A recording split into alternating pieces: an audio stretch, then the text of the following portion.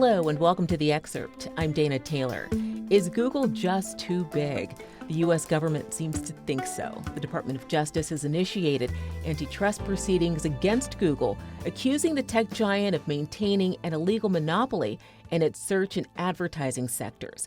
This marks the most significant attempt to dismantle a major corporation since the breakup of AT&T back in the 1980s. If successful, this could drastically alter how millions of Americans access information and use online services. How is Google responding? And what could a Google breakup mean for you? Here to wade through all of this is Florian Ederer, professor at Boston University's Questrom School of Business. Thanks for coming on The Excerpt, Florian. Thank you very much for having me, Dana. First, help us understand why the Department of Justice is going after Google. What are the primary reasons? Now, this is a lawsuit and a trial that's long in the making. This is not a super recent development. This is actually a lawsuit that started in 2020. So it's everything in antitrust moves relatively slowly. And the antitrust lawsuit alleges that Google has monopolized the market for online search. And that's a violation of Section 2 of the Sherman Act, which is one of the key parts of antitrust law in the United States.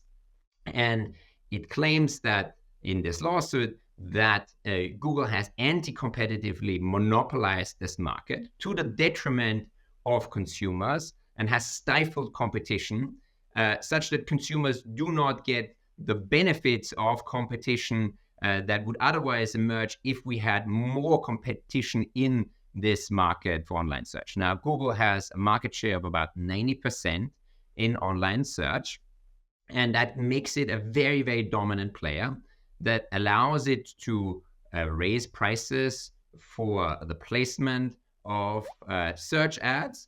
It allows it to extract surplus from consumers, and that's against the law. And it's that, therefore, the reason for this lawsuit that was brought in 2020 and has come to now almost to a conclusion in the last few months.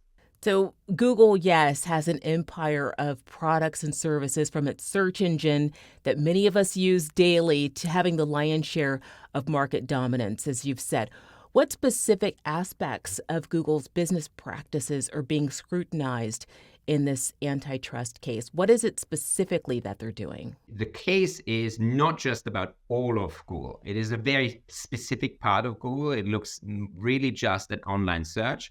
Now, in this particular case, the allegations are that Google has used anti-competitive practices such as exclusive contracts that shut out competitors from getting to consumers. So it has payment arrangements with Apple. It has payment arrangements with browser providers such as Mozilla that make Google search the default engine. Now, that means it is very hard for consumers to switch away or never even experience what it would be like to use a different search engine such as Microsoft's Bing. It is a very, very dominant 90% market share player. And that then in turn means that it can raise prices, it can privilege its own products, it can privilege its own placement of its own products. And that, in turn, is the issue that this lawsuit is trying to address, to introduce more competition in this market, because the anti-competitive practices such as these side contracts make it very, very difficult for other competitors to come into the market. Florian, what has Google said in response to the allegations? Its main arguments is saying that it's being punished here for just being the best possible product. Google says they have a 90% market share because it is simply the best product out there. It provides the best quality for consumers. So it is very important to understand that there's a very big difference in antitrust law in the United States. So it is not a crime to be a monopolist. If you become a monopolist on the merits, if you just have the best product out there that is superior to everybody else's product, and you then achieve a very, very large market share of, say, 90%, then that's not a crime in itself. What is a violation of the law is, however, if you use anti-competitive measures to get to that type of market share, or if you abuse your dominant market position then to extract more surplus from consumers or harm these consumers. At first glance, and clearly to the Department of Justice, breaking up Google's empire seems like a good thing. But how could it negatively impact customers? So this is a very, very good question, and I think one that is also at the heart of this case. What the case so far has done, we've gotten to the point where Judge Amit Mehta in August ruled that Google is indeed a monopoly and that it has violated Section 2 of the Sherman Act. The ruling of the judge, however, has not yet made any remedies. It has not said we're going to break up Google, or we're going to do this to punish Google, or we're going to do that to punish Google. We're only now getting to that phase. So what the Department of Justice has done recently, in fact, at the beginning of this month, it has said that, look, here's a proposal for the types of things we can do to remedy this monopoly position that Google has.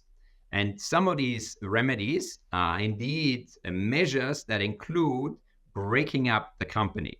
There's also a second set of remedies, which are so-called behavioral remedies that sort of restrict what the company can do or cannot do.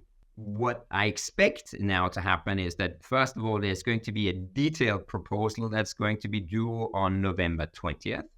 And in that proposal, the DOJ is going to specify specifically what those structural and behavioral remedies are going to be.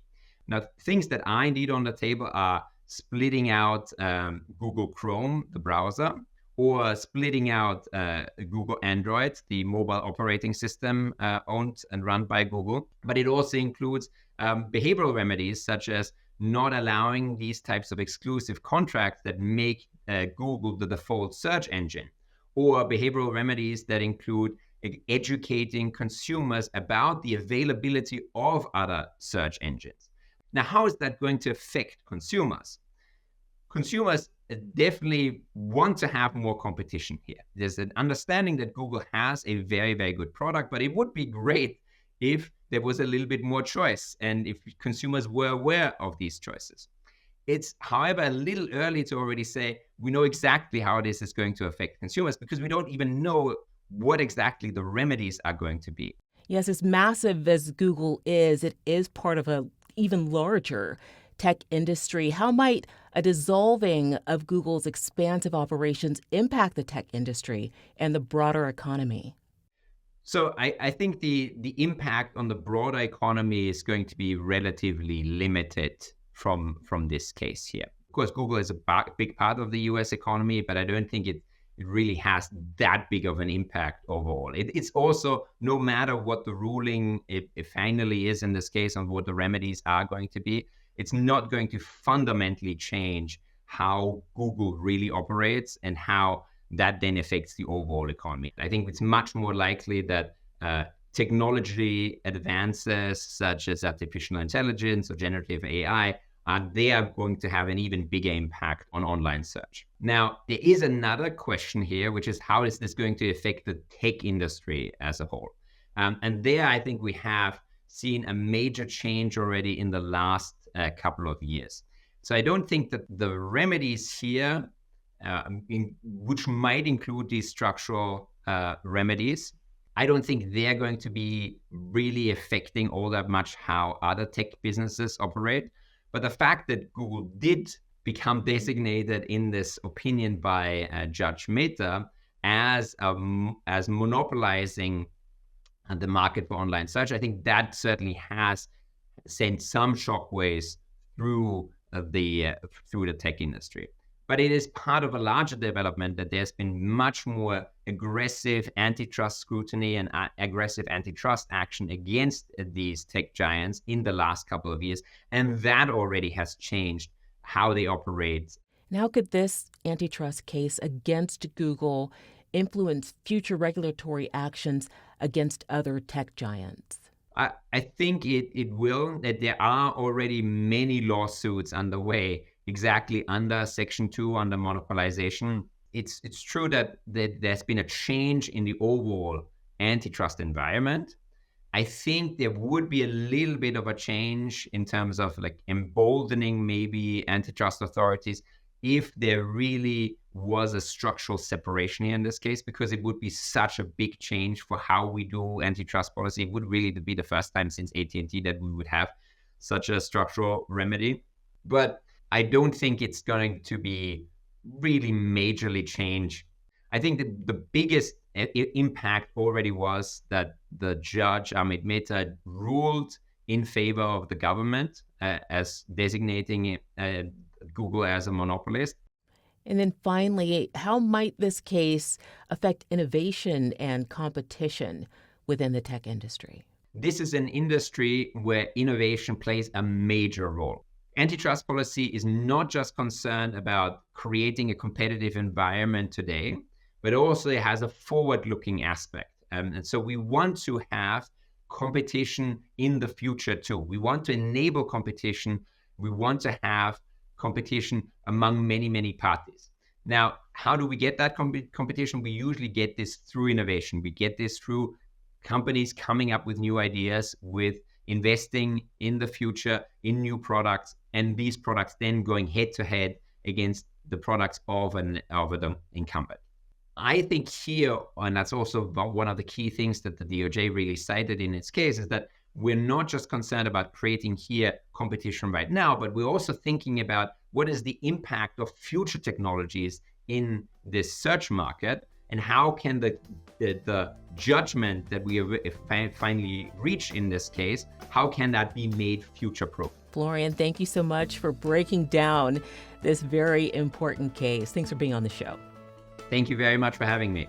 Thanks for watching. I'm Dana Taylor. I'll see you next time.